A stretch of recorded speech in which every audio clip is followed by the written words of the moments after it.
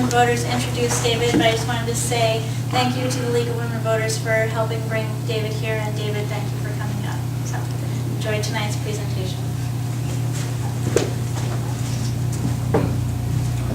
My name is Gay Wilmerding. I'm on the board of the League of Women Voters of San Juan Islands, and we're co-sponsoring tonight's event with the library and are delighted to welcome you.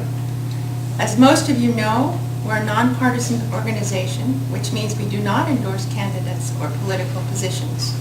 The League's job is to inform voters, the libraries to educate the public.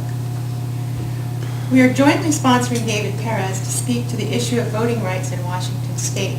He's a Seattle attorney and graduate of Gonzaga and Yale universities, who helped author the Washington Voting Rights Act. Vibrant voting means strong democracy. A spate of 2011 boilerplate ID laws, many sponsored by the corporate group ALEX, American Legislative Exchange Council, could disenfranchise as many as 21 million voters this November, according to the Brennan Center for Justice. In Tennessee, firearm permits would be honored, not student IDs. In Cincinnati, hundreds of working residents will be unable to vote 3 days before elections as previously if Ohio's Secretary of State continues to ignore the court order reinstituting longer polling hours. In Pennsylvania, which admits it has no in-person voting fraud, up to 1 million people may be unable to vote. If they request an ID before Tuesday, November 6th, the state acknowledges it does not have the staff to do the work. Contrast Washington State. Our Secretary of State cross-checked databases for voter registration, driver's licenses, and state photo IDs, and just recently mailed 1 million or more postcards inviting people who did not appear to be registered to register to vote. Enfranchisement, not disenfranchisement.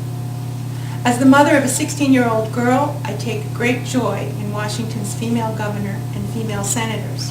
Whether women's traditional caregiving role in private reflects in public policy is an open question. Our state is out of step with 21st century efforts to limit the franchise. We're a step ahead, engaging voters. The proposed Voting Rights Act is Washington's response to the sometimes cumbersome and distant Federal Voting Rights Act of 1965. Expanding the vote and participation is what we at League and in the library seek, and why you are here. Please welcome David Perez. Thank you, Kay. I really appreciate it. Thank you all for having me. I really appreciate the opportunity to speak with you. I think this should be pretty informal, so you should feel free to interrupt me with questions. You don't have to wait till the end. Speak up. Okay. You certainly don't have to wait until the end. Just raise your hand or light a firecracker, something to get my attention. And because I'm a pretty firm believer, if something piques your interest during the presentation, we should answer it then and there. If I'm going to address it later on, then I'll just say that and say, wait 2 more slides. But what I want to do is, as Gay alluded to, I'm going to talk a little bit about the Voting Rights Act, the Washington Voting Rights Act, which was introduced last session, and the problems it seeks to address. And then I kind of want to talk about a couple local propositions and then field some questions. So with that, we'll get right in. So first, let's start with some first principles. These are our values. Government by consent of the governed is possibly our central value. That's the essential promise of democracy. These aren't clever words or empty phrases written on ancient parchment. These are our ideals. But here in Washington State, what we found lately is that outdated electoral systems have begun to erode our democratic principles by failing to keep pace with our state's rapidly changing demographics. Now, I understand that a lot of these demographics don't necessarily affect San Juan County right now, but they affect Washington state. They affect how policy is formulated on the state level. And I suggest that it may one day soon start to affect San Juan County. But as a result of the failure to keep pace with demographic changes, particularly in central and eastern Washington, large segments of our state's population, particularly racial minorities, and specifically Latinos in central and eastern Washington, have been virtually shut out from the democratic process. Oh, I keep hitting the wrong keyboard. Okay, this is a tricky slide because I didn't. Let's see here. Okay, I think that's it. Okay. Sometimes numbers don't lie. This is one of those times. In 10 counties across central and eastern Washington, Latinos now constitute over 35% of the total population, yet hold less than 4% of the local offices, and no percent of the countywide offices. Combined, these 10 counties elect 69 port commissioners, 66 county officers, 51 judges, 30 county commissioners. Not a single one is Hispanic. A third of the population is Hispanic, though. And in these 3 counties that I highlight in particular, Adams, Franklin, and Grant County, you see a pretty dramatic disproportionality between the total Hispanic population in the county. Adams County is now, these are end of 2008 numbers. Adams County now is about 60% Latino. Franklin County is something like 54%. These are these are dramatic demographic shifts that have been going on for 30 years. But for 30 years, as the population has increased, the political representation has not increased. And so rarely has our state been faced not with a crisis to its fiscal health or economic well-being, but to the values that form the basis for our democracy. So what's to blame? Let's see here. Election data shows that the main culprit in central and eastern Washington is the at-large election. And we'll get to that a little bit soon when we talk about the propositions that are on the ballot locally. In fact, in the 10 counties that we've studied, 99% of all of these local elections are conducted at large. School board, city council, county commissioner, judge, all. That means all candidates must run citywide or countywide. At-large elections allow voting blocks with slim majorities to dominate local elections. Let me give you one example. Yakima City, each council member is elected at large, which means you must run citywide. But because white voters in Yakima tend to vote for white candidates and Latino voters in Yakima tend to vote for Latino candidates, what us lawyers call racially polarized voting, the white candidates always win.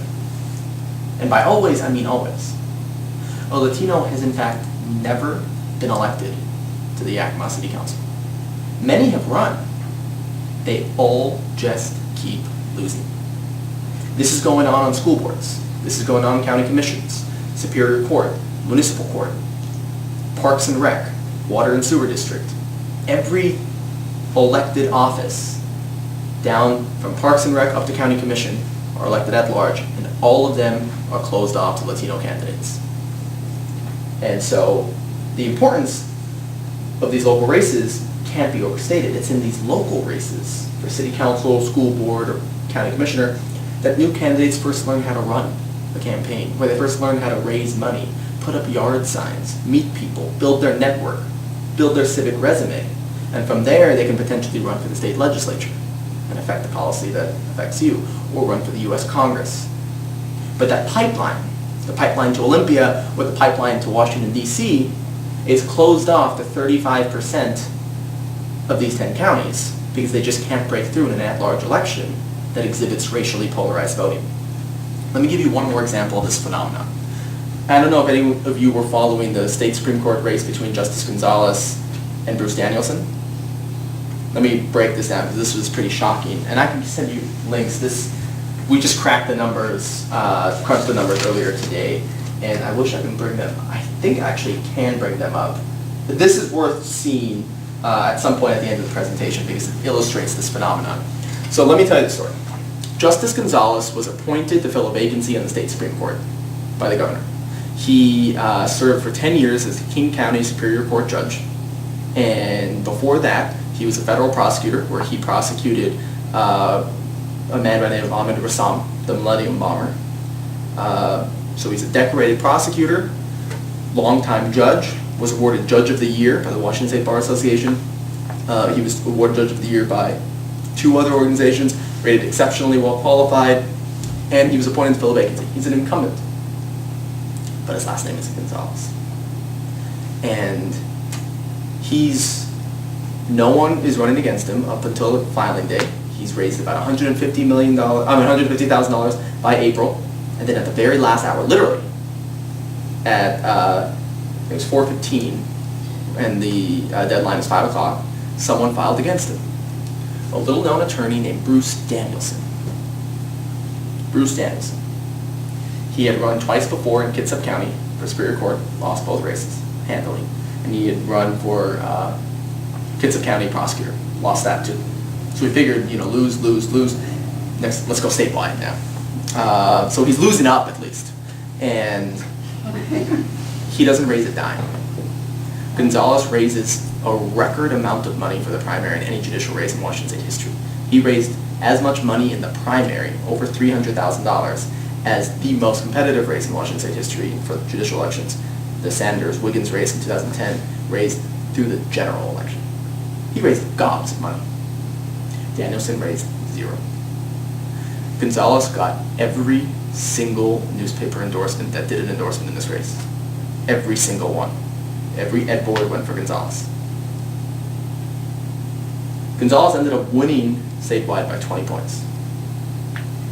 He lost 20 of the 29 counties in Washington State. And in central and eastern Washington, he lost by 30 points.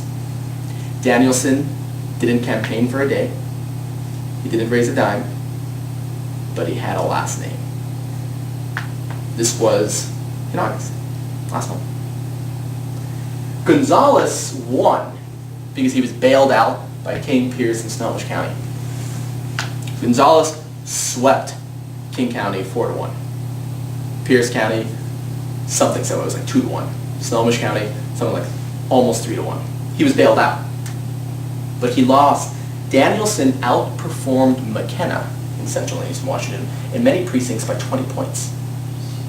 He outperformed Mike Baumgartner, the Republican Senate candidate. He outperformed everybody because his last name was Danielson. Now you could say, well, Gonzalez is this liberal guy, and that's why Central Eastern Washington voted against him. Well, 1, they voted for him far more than McKenna, and 2, McKenna endorsed Gonzalez. So did Reagan Dunn. So did every other Republican standing bearer in the state.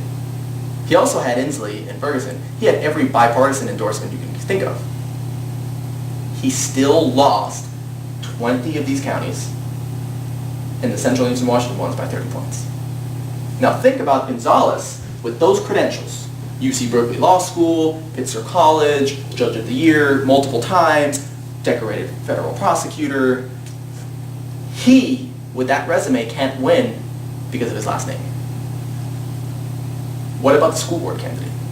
They don't get bailed out by King County. What about the city council candidate? They don't get bailed out by Pierce County. What about the county commission candidate? They don't get bailed out. And then go to an entirely different branch of government. What about the judges in Yakima, Franklin, Adams, Benton? They don't have King County to bail them out. So they just keep losing. I do have graphics that actually are just fresh off the press, so you guys will be the first to see them. So after this, I'll just put in my, what do you call that? The USB drive. Because I really want to show you the plot. It's very easy to see. As the precincts became more Latino, Gonzalez vote count, because this is pretty easy to measure racially polarized voting. We know where people are living. Unfortunately, because of residential segregation, we know where Latinos are living, okay? So you have a map with demographic data. We overlay that with the voting precinct by precinct data. And then you just see what happens. As precincts become more Latino, Gonzalez's vote count went all the way up to 75%. He won 75% of the votes coming out of predominantly Latino precincts. These are like Hugo Chavez-like results. You know, he's cleaning up. The exact opposite with the white precincts. Danielson won 74.9% of the white vote. 3-1. They're more registered voters, so they beat him by 30 points. So anyways, it's pretty dramatic. But anyways, we'll move on here to, now that we've talked about the problem, there is one suggested solution. Yes, please. Point the figure. Who in these white precincts are the ones voting against Gonzalez? Who are they? They're individuals. They're what? I don't know what you mean by who are they. They're registered voters. They're voters. Yeah. Showing up to polls. But are they Democrats? Are they Republicans? We don't know. I mean, predominantly in Central and Eastern Washington, the Republican Party has dominance. They don't have a 30-point dominance, but they have a dominance. They Okay. do win. All right. So they're more conservative there, which is why we wanted to compare Danielson's performance against McKenna. And we'll show you that Danielson outperformed McKenna by something like 20 points. McKenna's vote count in Central and Eastern Washington was something like 55%, a landslide. But that's about the partisan makeup. Danielson's last name gave him 20 points. That's dramatic. That's the election. He outperformed Baumgartner, he outperformed McKenna, he outperformed all the Republicans. So it's not just about conservative versus not liberal, because that also assumes you Googled them, right? So you know which ones. For all you know, Danielson's liberal, right? For all you know, Gonzalez is the conservative. If you were to Google them, you would see that Gonzalez, has all these endorsements. Danielson has, his website was grammatically incorrect. It was kind of a joke. It was like a WordPress site. His voter pamphlet, which wasn't distributed in Central Washington, had 2 grammatical errors in it. And then you would see Gonzalez was endorsed by the Senator Bear McKenna. Gonzalez wrote the Costco opinion in the I-1183, very pro-business conservative opinion. He's a terrorism prosecutor. I just don't think it breaks down as easily in partisan lines. Does that make sense? Maybe, but eventually, if you're going to solve this problem, you're going to have to break it down some way in order to approach it. Yeah, we think it breaks down along racial lines. We think non-Latino white voters were more likely to vote for Danielson because he didn't have a Hispanic surname. Yes? Well, certainly a factor that amplifies that is that in the bailout counties, they had the primary voter pamphlet. They did. That's right. And Pierce and King, and what was the third county that bailed them? Snohomish. Yeah, all 3 of them had voter it. And I think none of those 10 Central Washington counties No. had the local voter pamphlet. So they really were only going by the last names Right. as opposed to at least getting Right. the candidate statements Right. in the bailout counties. So they had very little information. So, like you said, they're only going by the last names. So you assume at that point it would just be 50-50. Smith versus Danielson's, 50-50. They're both innocuous sounding last names. Danielson versus a Hispanic surname gives him 20 points. Over McKenna gives him 30 points over Gonzalez. It's pretty dramatic. But also, if you can do it by the precincts, obviously it is racial. Yeah, it's racial. There's no so dispute. you can't just say it's because they didn't have, the voter's guide. Right, so the notion is that the more information they have about these 2 candidates, the more likely they would vote for Gonzalez. We still think, though, because you're beginning with a 30-point deficit, it's just impossible to reach every voter. It's impossible to reach every voter in a city council race that's Right. broken up by district, much less a statewide race. Mhm. It would, 38 counties? 39. 39. Hope this isn't on video. So you'll never give everybody as much information as they need Right. to make that decision, but what this proves in this perfect experiment that was the Gonzalez race is that a Hispanic surname starts off with 30 points down in Right. central and eastern Washington.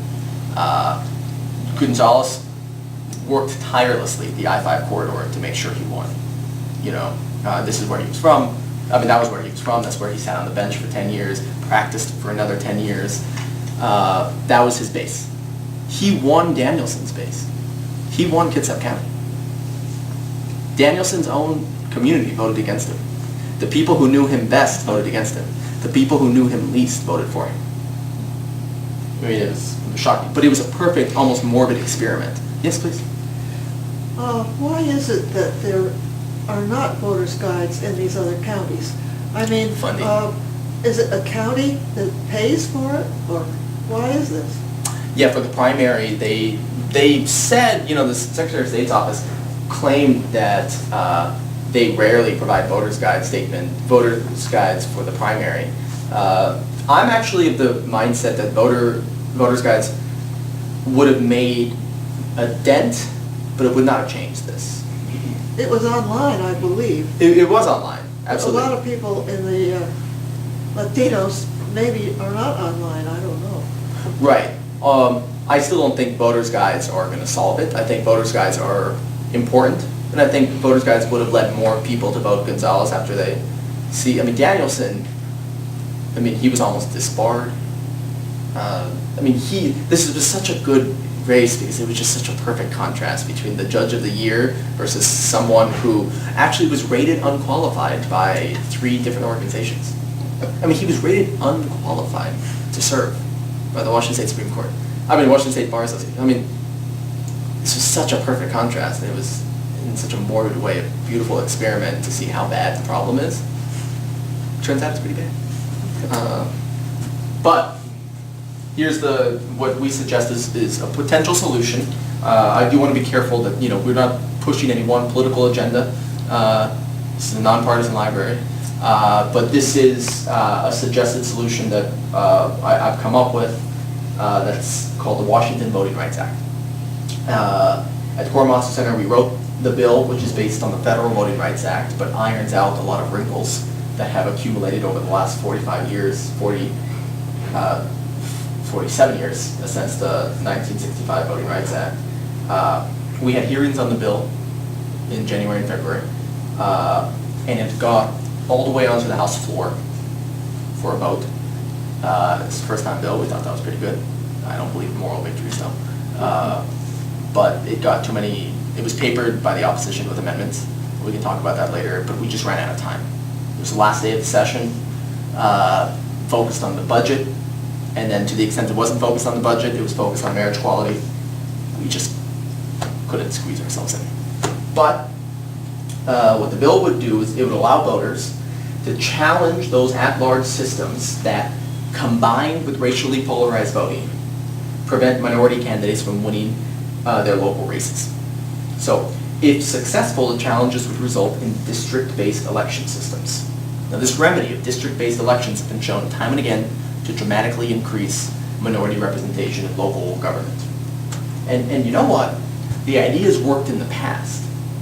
After encountering similar problems in their state, as you know, California is a very diverse state, a lot of different kinds of diversity too. It's a diverse diversity. They passed the California Voting Rights Act of 2002. It's important to note, and since 2002, they've been able to knock out at-large systems that exhibit racially polarized voting and increase minority representation throughout local government. Now, it's important to note, yes, please. In Friday Harbor, right now they have their own district, Mm-hmm. and the Latinos have, I should remember, I'm the editor of San Juan Islander, and I wrote a story about it, and for the life of me, I can't remember if About it's, 15%. if it's 16 or 19. I saw 2 different ones, but I'll say it's 16. Sure. Is that enough of a minority to count? I mean, We'll get there. You know, okay, we'll get there. That is a Okay. slide, but yeah, I have a bullet on that. Oh, okay. Yeah. Thanks. So it is important to note that not all at-large election systems are bad. Only those that combined with racially polarized voting are the ones that lead to this outcome. Some at-large systems are fine, and in democracy we want a cocktail of different electoral systems. Some at-large, some districts, some hybrid. But what if the outcome is distorted like what we're seeing in Central Washington? What if at-large systems facilitate racial disproportionality in local elected government? Then what do? The WVRA would only apply to those at-large election systems that exhibit racially polarized voting. So then the question becomes, well, what about the federal analog? Why do we need a state analog if we already have perfectly good 47-year-old sclerotic act that we passed, during the Lyndon Johnson administration? I would first say it was passed in Lyndon Johnson's administration. That should be your first red flag. But really, it doesn't work anymore. It was designed for a simple, not simple, but it was designed for the problems of the day, which were white entrenched power structures in the South were looked on face very innocuous, but were used to prevent black people from getting into local office in the South. And one of those innocuous tools was the at-large election. In Birmingham, if you have an at-large election, you can win all the city council seats in Montgomery or in Birmingham or in Durham because you just wouldn't vote for the black guy. So you can win all 5 city council seats. You can win all 5 county council seats. Just don't vote for the black guy. The blacks are living in their neighborhood, whites are living in our neighborhood. But we'll govern all neighborhoods with this very simple, innocuous, fair, at-large system. We caught on to that pretty quick. We told into this 100 years. But the Federal Voting Rights Act allowed you to challenge certain at-large systems and get district-based elections, very similar to the State Voting Rights Act. But over the last 30 years or so, increasingly conservative Supreme Court has watered down the Federal Voting Rights Act and has made it more difficult to bring cases. It's restricted the remedies available, and it's increased the costs dramatically. It's just too hard to bring a case now. And that's why recently a case was filed against the Yakima City Council under the federal regime, but it took so long. And there's just one shot. You can challenge one school board, but then if you want to challenge the next school board, you have to file another suit. The Washington Voting Rights Act would streamline all of this. It would allow all of these local jurisdictions to opt out of at-large elections, so they could fix it, avoiding litigation altogether. They can't do that in the Federal Voting Rights Act. It would empower them to do that. And you can sue in local superior court to get a remedy instead of having to go to federal court. There are only 2 federal districts in Washington. There are 39 superior court, 39 counties, less superior courts, something like 32 superior courts.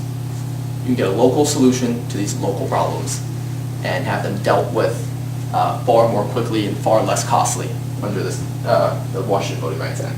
And you have far more flexible remedies. And those are kind of legalistic details. I'm happy to get into them, but the remedies, suffice to say, are more tailored to the communities. Yes? Oh, you're just adjusting. Oh, okay. I want to, is there any questions specifically on the differences between one's old, one's new? But for those of us with not really sharp vision, could you Sure. read what's on there? So the Federal Voting Rights Act is too costly, complex, and time-consuming. And it's inaccessible to most voters. It's structurally unenforceable and inflexible.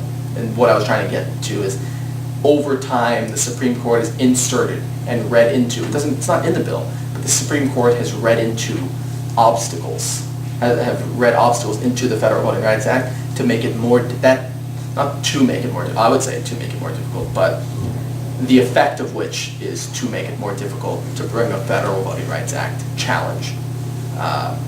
So people just don't do it all that often anymore.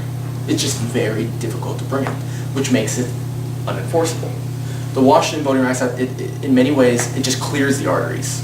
We go right to the heart of the issue. Is racially polarized voting going on? Is the outcome vote dilution? Let's get a remedy. It's just that simple. And with the data we have now, it should be that simple. We can map this the next day, put it on the map, and I'll show you the graphic soon, and you'll see once we know racially polarized voting is going on, there's no reason for us not to go to district-based elections in some of these jurisdictions. Yes? So you said the Washington Voting Rights Act is not enacted yet. Not yet. So the intent of it is to allow federal jurisdictions to go to district-based voting. Local methods. jurisdictions. Local.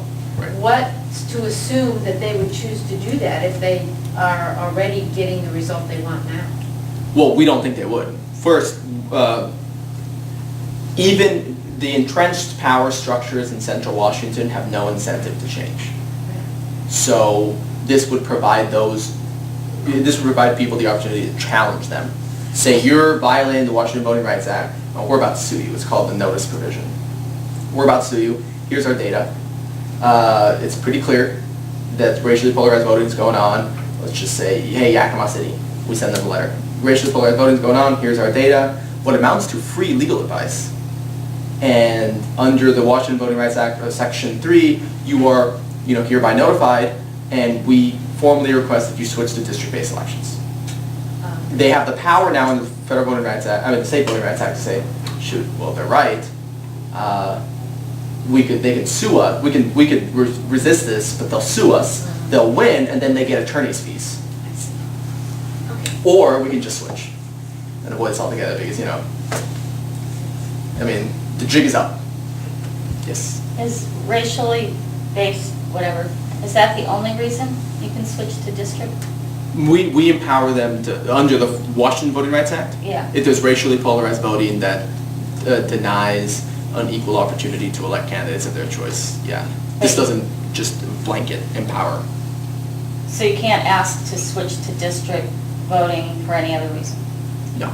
We don't get into, if you just want it for public accountability, that's just a different topic altogether. If there's vote dilution, which is a legal term, vote dilution of a protected class, which is a racial minority, then you're empowered to go to district-based elections. Yes. Assuming that the Washington Voters' Rights Act was enacted, what triggers it? Is there a specific percentage that makes it necessary to change things in accordance with the Rights Act? Or You mean a certain threshold of polarization or? a threshold of Hispanic population? Okay, so presumably what you would want, that's a good question. So the remedies right now in the federal system is you must be able to create at least one district that would be 50% plus one of the racial minority, one cohesive racial minority that's voting as a block. So it's a very limited and defined remedy. If you cannot prove that remedy, that you can create that district, what we call a majority-minority district, take Yakima, let's go back to that example. If you cannot prove in the lawsuit against Yakima that you can create at least one district, maybe two, that would be majority Latino voters to be on the city council, then you can't even get to vote dilution. So that's the threshold right now in the federal system, 50%. And so it has to be something that's observable now. It can't be something where you can look at the demographics over a period of time and say, given what we know about the past, we can expect that this population will, for example, grow by X percent. It's not possible to say now, we are going to institute this because we know that in the near future. No. Okay. You would have to have vote dilution now. Now, to be clear though, that 50% threshold does not exist in the Washington Voting Rights Act. There are remedies such as coalition districts or influence districts that are allowed. Coalition district is, let's say, this is actually very relevant to central Washington. Let's say you had Latinos and Native Americans living together. Same potential district, same neighborhoods, right? So they're mixed, and they're voting as a block. They're voting similarly. You can dilute the vote of that combined minority group of Latinos and Native Americans if you submerge them within the at-large system. Under the Federal Voting Rights Act, you can only create a Latino district. You can't, or a Native American district. You can't create a Latino Native American district. 4 U.S. Supreme Court justices disagree. They say, in that rule of one minority only was good for the 1960s when you had black and white, But it doesn't work anymore here where you have Native Americans, Latinos, blacks, Asians living all together, especially in, for instance, California. And if you can prove that multiple minorities are voting as a block, of course you can dilute that vote. And so the Washington Voting Rights Act would allow a coalition district as a potential remedy. It would also allow what's called an influence district. It's very similar to a coalition district.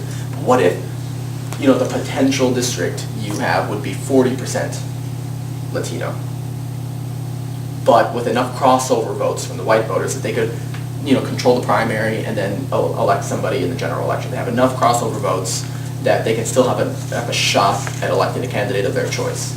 Not a guarantee, but an equal opportunity with enough crossover votes.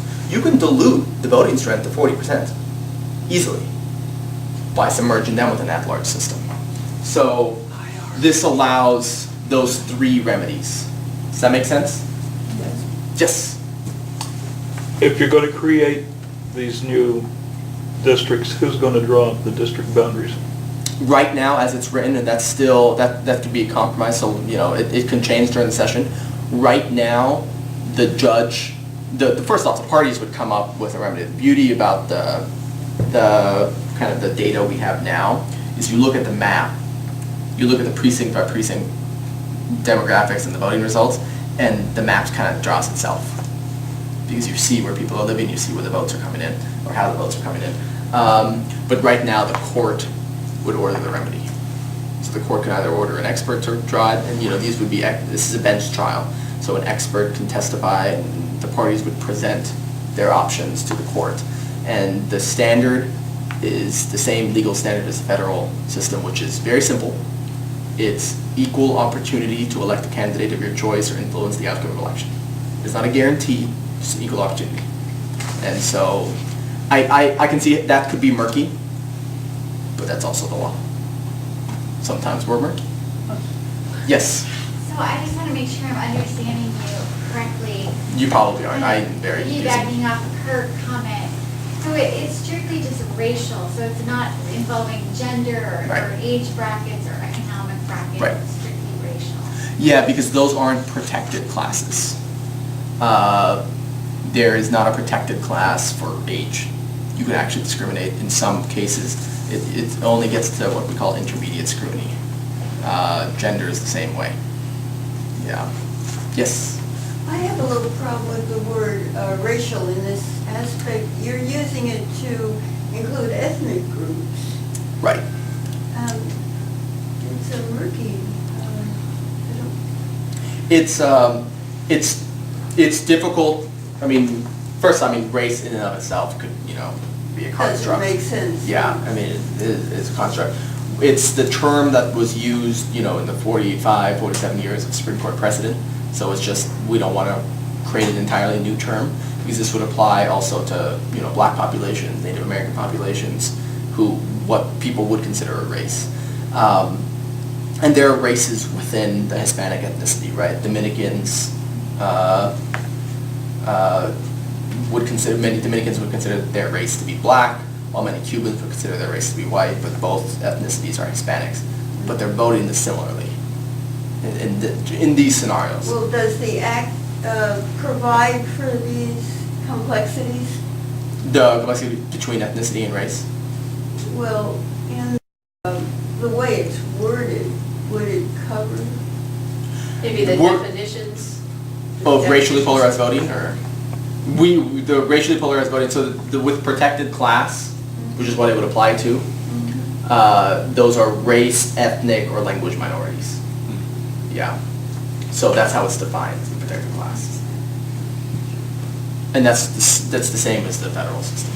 So we're not adding or subtracting from there. No, you didn't mention the ethnic or the language when Yeah. you were talking, and it seemed to me you were leaving out a lot. Yeah, so Or it's... including things that didn't fit. Right, exactly. So yeah, race, ethnic, and language minorities. All good? Dokie. And then, so we had quite a few supporters last term. When I made this graph a while ago, it didn't include League of Women Voters of Washington, but League of Women Voters of Washington did endorse the bill and have it on their legislative day, which is where we met. It was quite a few, as you can see. It cut across, throughout the state. And then, so who opposed it? For the most part, Republicans opposed it, but also the cities and towns and school districts that would be affected by this legislation. The cities and towns would have to go to district-based elections if they exhibit racially polarized voting. And that's pretty clear why, a threat to existing power structure and all that. And they just many times disputed, they just didn't believe us or believe the data. Could you read the why, Yeah, absolutely. the why bullets? So the why is, it was a threat to their existing power structure. They wanted an opportunity to change on their own. They were concerned about costs, and they disputed the data. So we did address two of these concerns, the opportunity to change on their own and the costs. With the opportunity to change on their own, that's where we gave them the power to opt out of the at-large system and go to district-based elections. After you receive that letter, you have 45 days to opt out, and you can avoid litigation altogether. Receive the free legal advice and go on your merry way. And we gave them that power. Because this isn't about making money, we just wanted to change the electoral systems. They still opposed it. Yes? Do you think the lack of publicity about this had anything to do with,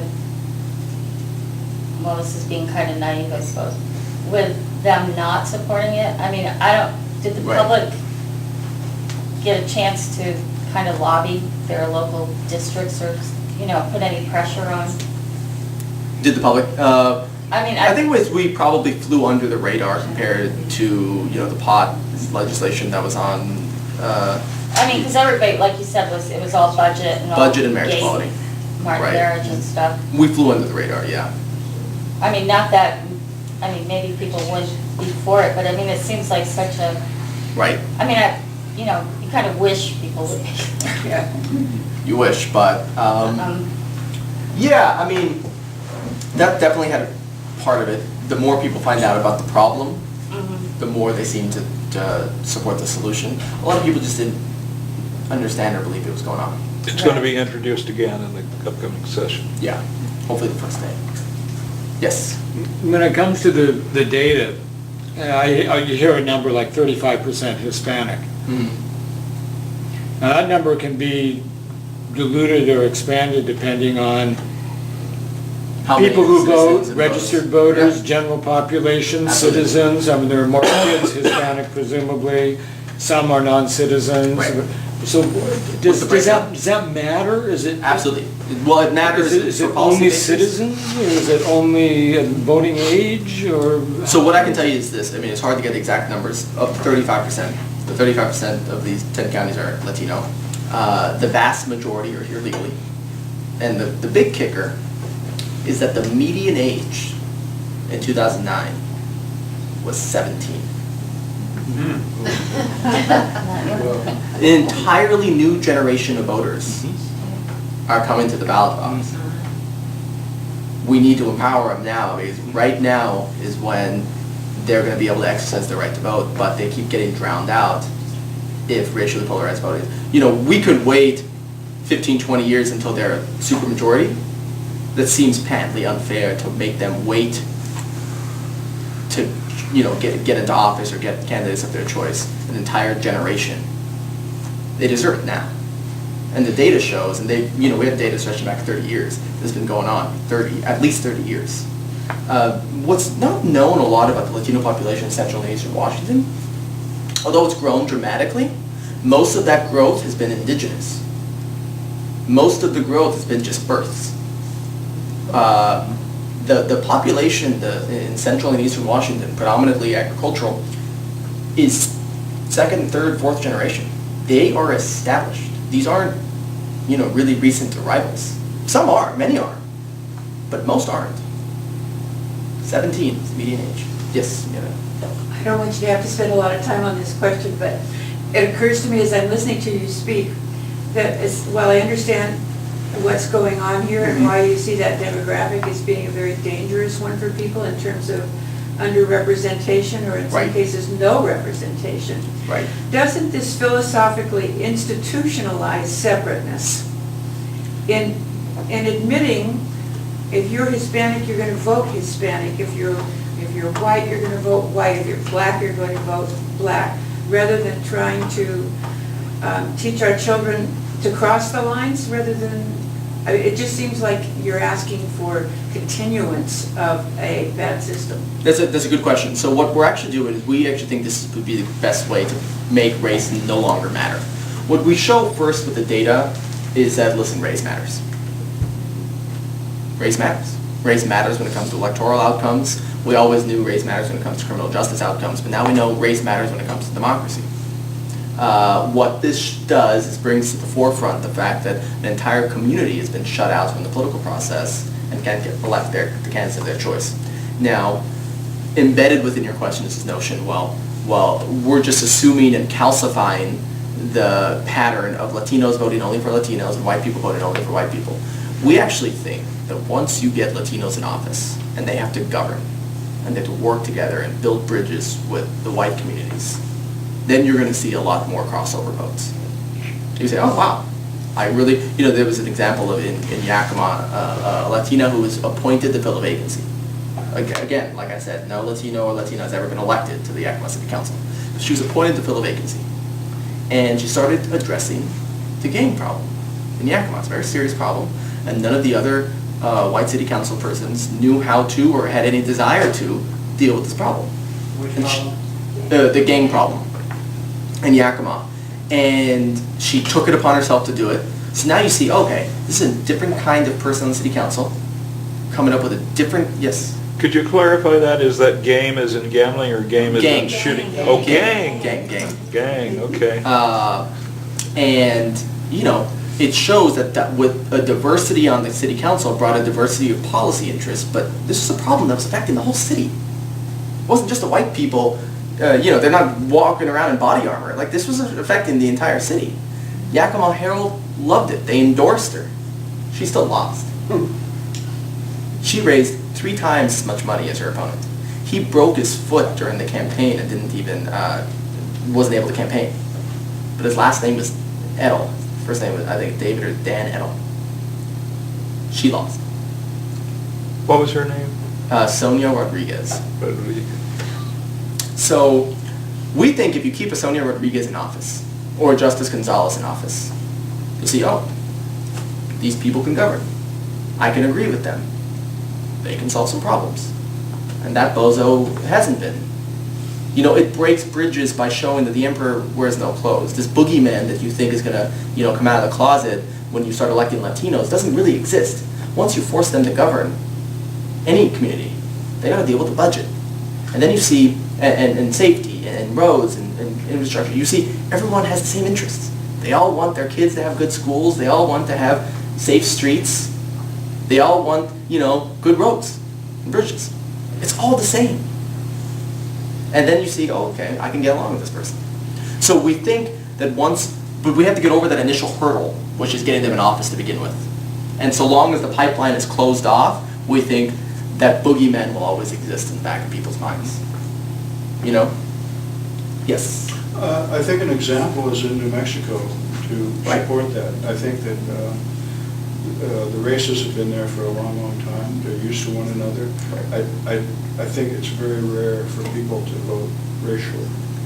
And they have in spite of all the problems they have in New Mexico for other reasons, or for whatever reasons, but I think that the races do trust one another. And I think that it proves what you're saying, that it's possible. Yeah. The constituency has worked that out. I think in Canada it's happening to a great degree. So it's not an impossible constituency issue, I don't think. I think you're absolutely right that it'll adjust in a short period of time. Yeah, and But you got to legislate it, right? I mean, yeah. Sometimes, Has there ever been a grassroots effort that outside, well, the original Voting Rights Act in the federal Voting Rights Act, it had to be legislated. Right. Whether black people wouldn't get to vote. Right. Or get in office. Are there examples that you know of where there are grassroots movements where the constituency actually solves some of these problems themselves, or is legislation always have to be done? Right. I mean, I think It's kind of a weird question. Well, I think just to pass this bill, we're going to need a grassroots effort. Like, but it's going to be like a Washington. They're going to have to come together and say this is wrong, and we want to fix this. I see what you're saying. You know, that's in many ways why I jumped at the possibility of coming to San Juan. Since it's local, Yeah. you're going to call it a grassroots. Yeah. Effort. It's still kind of within the system. I'm just sort of wondering if people came out of if you would think that people would be able to do it outside of the political system, say. Well, I think it would be too difficult because then you would be changing one at a time, and in many cases, these political subdivisions, school boards, city councils, have to be at large under state law. Mm-hmm. So in many ways, we have to change state law in order to provide the avenue to begin with. I got that. But I think it's got to be a state effort just to make it, because I just don't think the entrenched powers are ever going to give up power easily. I'm inclined to agree with you. I'm just curious if anybody had ever heard of something I don't think so. where it could be done without legislation. I think Where you kind of like trust the good part of human nature in the constituency instead of work off of the bad. Not a chance. Well, I think so. If there was a good part of human nature, I don't think we'd have racially polarized voting, but maybe that's the cynic in me. But like I said, we responded to some of their initial complaints, or objections rather, because we wanted to work with those who were against us. We created the opt-out clause that allows subdivisions to opt out of at-large systems that they must have. You know, they're saying, why are you suing us for having an at-large system that we can't help? We have to under state law, given the opt-out clause. Now you really have no excuse. Then they were afraid of, getting blindsided by a lawsuit. So we give them the notice provision. This says 90 days. We actually changed it to 45 days because we thought that was plenty of time to, change. But we're flexible on that. But now we have a notice provision. Send them a letter. Say, we believe you're in violation of the Washington State Voting Rights Act. Here's why. Here's our data. Here's the racially polarized voting. Here's the regression analysis. They get to look at it. They get to sit on it. And they either get to say, see you in court, or they say, okay, we are under Section 3 of the Washington Voting Rights Act, hereby, triggering district-based elections. So now they can. Who is sending this letter? It could be a litigant. It could be just an attorney representing a voter. It could be anybody within the let's say if you take Yakima City Council, it could be a voter in Yakima City Council represented by a lawyer. Say, we intend to sue you under the Washington Voting Rights Act. You're hereby on notice as of this date. So it could be a citizen's group? Yeah, it could be anybody. Yeah, absolutely. So long as you have standing. So usually it's going to have to be a voter in that jurisdiction. Regression analysis? Yeah, just the methodology we would use to plot and to kind of measure racially polarized voting. It's called ecological regression, actually bivariate ecological regression analysis. So it's the odds,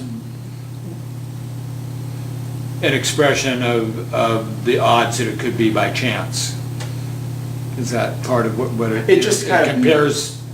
Not necessarily by negative chance, it just it compares racial demographics to voting patterns. Okay. And then just measures statistically, this is what we think the Latino, this is the population based on this data that the Latino population went for this candidate, this is the percentage of the non-Latino white population went for this candidate. Mm-hmm. We can actually measure that to a pretty close number. Obviously we'll never be perfect because ballots are anonymous, but we can get pretty close. And then we have a fees provision. Obviously, people thought this was, I was a little blindsided by this objection because every civil rights bill ever written has a fees provision. Otherwise, NAACP would file a case, take it all the way, Supreme Court, spend all this money, win, and be bankrupt. You know, if you win, you get paid attorney's fees and you move on. If you don't win, you don't get paid attorney's fees. So it's a huge incentive to only file good cases. You'll never file a bad case because you're going to spend a lot of time, a lot of money litigating a bad case. So, like I said, we kind of ran out of time. And then, so now we're here to San Juan County. So we have 3 Could you go propositions. back to that other slide for Sure. just a second? Which one? This one? Yeah. Sure. Just enough time to, okay. Yeah, so this was a rough day. It was actually Valentine's Day. That we ran out of time and they didn't bring it up for a vote. But we made it pretty far, and we've been promised that this time it's going to get a vote, and we think we can get it passed. And depending on who wins the governor's race, I think either way we'll get the governor to sign it. So I think we're running out of time. How much time do we have? 2 minutes? 1 minute. Okay, well, you have 3 propositions. It's really the first one that raises the most questions, reducing your council from 6 to 3. This is kind of an odd proposition. I don't think it's going to pass, but there are some legal concerns. I mean, is there vote dilution with race, which is what I think you were getting at earlier. Probably not. You know, I think Friday Harbor has about, I thought it was actually 15-something%. Is it 16%? I thought it was. It's somewhere around there. We had 20% in one precinct in Friday Harbor. Precinct, but not Precinct. not a district. Yeah, I don't know what the whole, what the district is. Yeah, I don't think that would qualify as vote dilution because they can't control a primary or elect a candidate of their choice. So, I mean, unless they have a lot of crossover votes, but. Well, I guess what I think is really odd is that we would, if we did this proposition, we would go from taking that district away that has, I think the numbers work out, I think at least at 16% of the total district, and we would take away their district representative, and we would keep one for Lopez, which has 1% Hispanic. Right. So it just seems like that's got to be wrong somewhere, but, okay, so I understand that you're saying it's not enough to qualify. Yeah, the threshold, it would be a stretch. I mean, it definitely raises a concern. I think a bigger concern actually is just the one vote, one man, one person, one vote principle. Okay. You are amplifying the vote of those people in the residential districts. What the proposition would do, everyone understands it, right? There would be 3 unequal districts with residency requirements for the candidate to live in one of these districts, but they would each be voted on at large. That raises concerns because you're amplifying the vote, at least in the primary, for the people within that district, because you have to live within that certain district. It would be a tough case to go either way. I can see it going either way. It seems just bad as a matter of policy rather than just legal. It just doesn't, when you have district-based elections, you're closer to the people who elect you. People think that atomizes the county, so you're only accountable to that 1/6 of the population. Actually, it doesn't really work that way. Usually, once you get into a county council, you govern for the whole county, and you have to work together, because otherwise you're not going to bring home the bacon. So what we found is representative democracy that leads to better outcomes with districts. The hybrid systems are effectively all at large. So really what you're going to with this district, the hybrid district, but at-large general is just really a different form of an at-large. It's not really district at all. And under the Washington Voting Rights Act, we actually define them, and this would be defined as an at-large election. It would not be considered a district-based election. But, I mean, there are some special circumstances in San Juan. I mean, it's the island. In fact, you don't want to split up islands. Sometimes you just want to give one island its representative, even if it might have less of a population or more population than the districts. the Washington Constitution allows that, what is it, Article 11, Section 4. But I mean, it would be an interesting case. There are legal concerns with this proposition. I think it would probably withstand scrutiny simply because it's a political question, so courts would probably just punt on it. They don't want to answer political questions. And if you're voting on something like this and hotly debating it, they're going to have even less likelihood of actually, finding it's justiciable, as we say. But Yes. didn't it There already, are- I'm sorry, go ahead. didn't it already exist for a long time? Yes. So how could they do anything legally against it if it already? No one challenged it, and it could exist, for 100 years. No one challenges it, then. Oh, I see, okay. There are lots of concerns locally about whether there will be legal challenges if we go back to it. Because right now, we have 6 districts of Right. equal population. We've had that for about 5.5 years, Right. 6 years. If we go back to the way it was before, then we have 3 districts unequal, Right. voting at large, and a lot of people think asking for trouble. One of Right. the other things that could happen has to do with the population. I think that the cap is 35,000. We have, 16 countywide right now? And the population has doubled recently, in recent years. It's A not lot. it's not unforeseeable that it would double again. Then we would be ineligible to have that at-large voting Right. system. So there are a number of concerns about it. Yeah. It seems like it's a policy question, ultimately. Or at Could you least- back up to that to your last? Sure. The one, because Proposition 1 is the one we're just now talking about. Proposition 2, okay. So right now, there's an administrator that kind of helps out the 6 the 6 elected council members who are elected by equal Yeah. districts. What it would do is create almost like a county manager system. There are some city manager systems. Mhm. The county manager would have a lot more authority to run the daily Okay. county. But another difference would be those 3 council members would be full-time. Yeah. Yes. Obviously, some people here understand this better than I do. But I don't understand why you consider it unequal representation if everybody in the county, like in the 3 district, if everybody in the county gets to vote Right. for every candidate. Right, so How basically. does that become unequal? It's just in the selection of the candidate, so it's almost, you have to take a step back and say, one district that has the residency requirement for that district, if there are multiple people who want to emerge as the District 1 candidate, then it's a smaller fishbowl.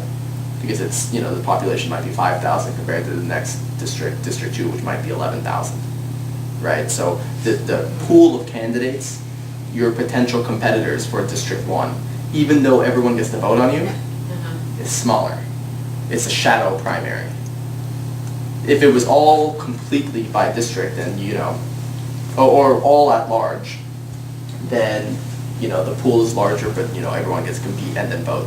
But if District 1 is 5,000, District 2 is 7,500, and District 3 is 10,000, it's harder to be the District 3 candidate.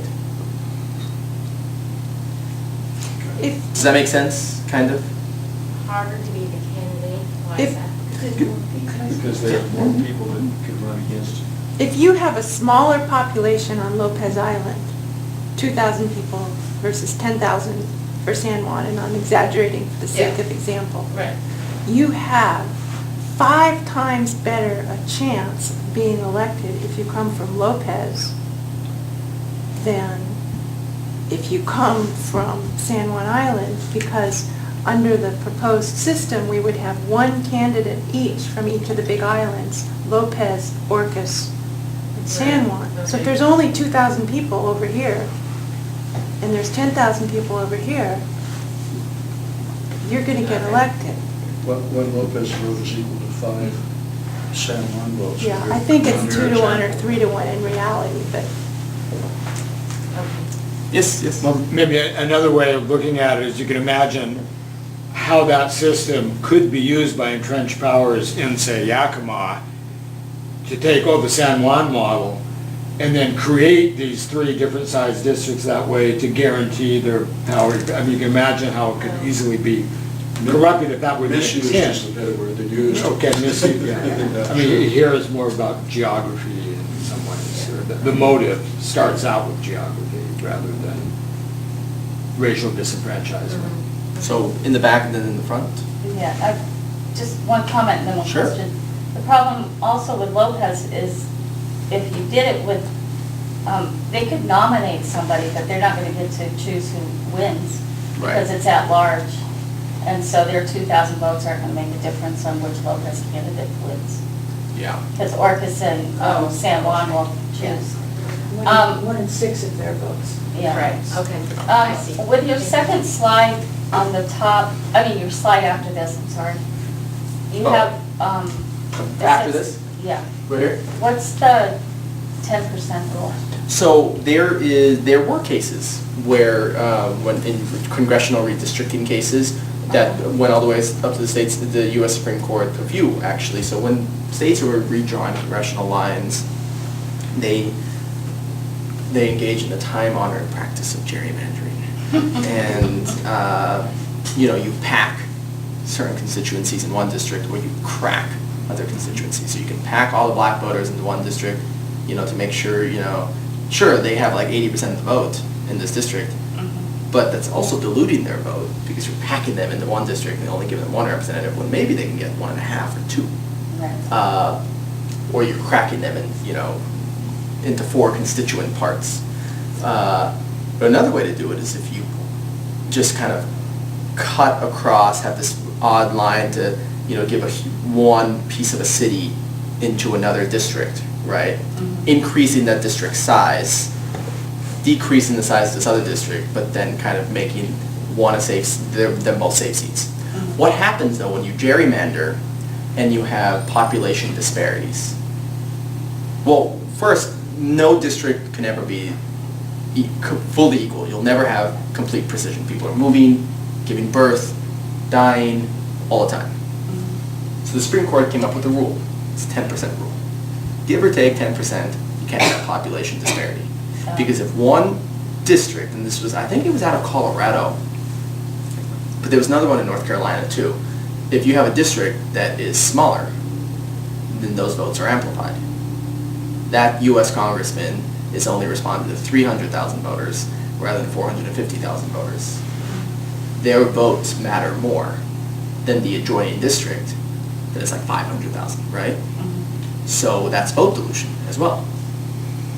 And one person, one vote affects that principle. The Supreme Court also acknowledged that we just can't have 100% precision. So they came up with 2 rules. One is a 10% rule. If you're within 10%, they'll find it reasonable. Because there are other interests at stake. You don't want to break up political subdivisions. So usually you want to keep counties together. You don't want to put a city in 2 congressional districts. You want to keep the city together, right? So sometimes that leads to some population disparity. But so long as it's within 10%, it's okay. If it gets out of that window, then it's unreasonable. But there's another rule that you only have to do it once every 10 years. So if over the course of the 10 years, one congressional seat or district just skyrockets in terms of births or migration, that's fine. Just wait until the 10 years are up. Does that make sense? Yep. Sure, go ahead. It amazes me that, in a way, that with what we have 39 counties, 33 of them are still at-large code counties. Right. The system has been in effect since the dinosaurs ruled the earth. It's been around for so long, and it would seem that there'd be a sense of, we've outgrown this system. Mm-hmm. Why don't more people go to charter governments or a means of establishing initiative and referendum for their citizens? It surprises me that so many counties stay the way they are. Momentum. I mean, it's hard to introduce change. It's just like any institution, right? Whether it's a large company, and we skipped you, we need to go straight to you, but it's like a large company, it's hard to change practices. Well, Political subdivisions are the same way. You know, they're large institutions with practices. People have gotten used to it. It's the way we've always done things. You know, stop rocking the boat. It's hard to introduce change in any system. Yes, sorry I skipped you. Under the current system, we have 6 part-time representatives. Right. Who are paid a part-time salary. You can't afford to run for county council unless you have an independent source of income from someplace else. Under the 3 system, there would be full-time salaries and people, working class people could afford to run for county council, which is not true now. The other thing is, and I'm going to bring this up, and if you guys don't agree with me, go ahead. If you have 3 people who are elected countywide, you're going to know if they're Republicans or Democrats. And because we have a Democratic majority in the county, the Democrats are going to win, and the Republicans will do a lot to stop that from happening. Oh, do the Republicans have seats right now? Yes. I mean, we know who they are. They're nonpartisan, but we know who they are. Right. Both They got a good red comments. R on their forehead. Yeah, scarlet letter. Yeah, I mean, they're both good points. You know, They were Paying- red ties and blue ties. paying our public officials enough so that they can focus on that job, Yes. or rather enough so that you don't have to give up your business to run for office, I think is pretty important. I mean, I think that's a separate conversation to have. You can still just say increase the salaries for all 6. That's not in the cards because of funding considerations. Yeah. I mean- We're broke, like every other county. But may I say that in the past, we have had Republican council when there were 3. Yeah, that's right. I mean, sometimes it was like almost all Republican. Demographics have changed, Joyce. I don't think that's true. We had all 3 with Tom Starr and Joan Evans and Cal, and right after Dukakis won the 1988 election. You mean in the county, not I think perhaps the question really is, can we afford to pay our elected representatives more, regardless of what their party is? And that's a very important conversation. Yeah, I mean, it's... Yes. But David, I don't know, maybe you don't know this, but I'm from Orcas. And I there's did so not much know that. hope with the 6, that non-competitive, only one person files, given away to Jane Knapp, and then again given away and given away to Pat. No one even ran against them in one of the districts. It was non-competitive. Just whoever signed up got it. You know, that was like, I mean, the hope was, of course, it would, more representatives, more democracy. You know, Bidely, a lot of people, Right. you know, I don't think that's but when what it the turned out problem that no one even, that you just sign up and get it, it was, It's not gonna be, Yeah, that's... Not going to be a problem if, it's not gonna be a problem anymore. because, Have you been to any council meetings? well, I mean, whether we have 3 or 6, it won't be a problem. There'll be people running against everybody. There will be. I'll But bet we you aren't there here will. to really wrangle about the 3 and the 6. We're here more to listen, I think, to what Yeah, what I know, the, sorry. the ethnic and racial issues have to do with the division in the county. Yeah, we can hear each other anytime. Yeah, so you think if number 1 passed, and we had these residency districts, that a court challenge wouldn't affect it? I don't think so. I mean, I think it would be a heavy lift. I just don't think, I think the courts are going to say it's a policy question. And the political questions, they tend to avoid like the plague. And especially if it won by the voters approving it, that would Yeah, probably be a I mean, step against it. That's a strike, yeah. But, yeah, I think it's a policy question, it's a political question. How do you want to structure your government? If there were more minorities in Sangamon County, then it might raise issues of vote dilution when it comes to like a protected class. But for now, that's not really on the table. Yeah. So it's really up to you guys if you want these propositions, because the court's not going to bail you out. That's not the answer we want to hear. So we have to Some of figure it us. out, huh? Yeah. Is there a fear that if this passed, that it could be used as a precedent in order to disenfranchise elsewhere? I don't What do you think so. on that? I think, first off, I actually think the power to have these like unequal residency districts is unique to island counties. So unless Yakima's expecting a flood, I think they are not eligible for this. And Island County used to be, but since 1980, they are now 35,000, plus 35,000. So really, it's only San Juan County has the power to do this in the state constitution. It's very unique. That's why it's all up to you. Yeah. So what's No happening pressure. in Yakima now? I mean, is there any solution to any of the challenges that you've described as far as there being virtually no Hispanic representation in public office? Well, I mean, there's one solution, the Washington Voting Rights Act. I'm partial to it. But I think if we get it passed, we send a few letters, I think the dominant, what we found in California is that we won a couple cases. They did like take us tooth and nail all the way to the end, one of which went to the US Supreme Court, and they denied cert. And after that, they just started falling like dominoes. They realized they were going to lose. Once you win one or two cases and send them the letter, you know, they can either litigate and pay through their teeth, or they can admit the jig is up. So we think that once the bill is passed, the bridges will come falling down. But will you have to send letters to each one, or can they? Oh, you Or do. they can actually sua sponte, they can do it by themselves. They don't have to receive a letter from us. If they conclude on their own that they're in violation of the Voting Rights Act, absolutely, they can do it on their own. Oh. I don't think they will. You think you'll have? I think we'll have to send them a letter, which is Oh. fine. I'm pretty good at writing letters. I'll pay for the stamps. Yeah, exactly.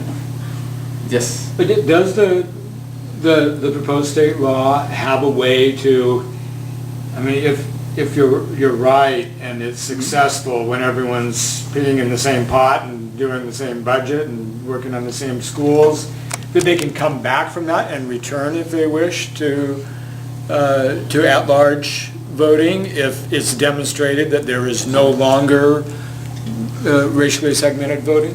Racially polarized voting, yeah, absolutely. How would they go about, if they're forced to adopt district? Oh, if So how would they they- lose the case and they're forced to implement districts. Yes. Then they could easily just go through the entire same machinations to change their electoral process under state law. There are ways to change how you elect officials. I mean, you guys are putting on the proposition right now. You just can't do it in violation of the Washington State Voting Rights Act. So if, under your hypothetical, racially polarized voting existed, but then went away, you know, because the politics just grew up, then they can just put it on the ballot and say, we want to reorganize our government, how we elect our officials. As long as they don't get a new letter or get sued again. Well, so long then as it's they not can do it. happening anymore, then it's no Right. longer, the Yeah. new system, Okay. which would really be reversion to the old system, wouldn't be violating the Washington No. State Voting Rights Act, because it's no longer happening, you know? Or they just threw all the minorities in jail, I guess. They couldn't vote. No, if it's no longer happening, then yeah, absolutely, they can have, again, at-large elections are not a bad thing on face. It's only when they have this outcome, you know? Any other questions? Thank you so much for having me, I really appreciate it.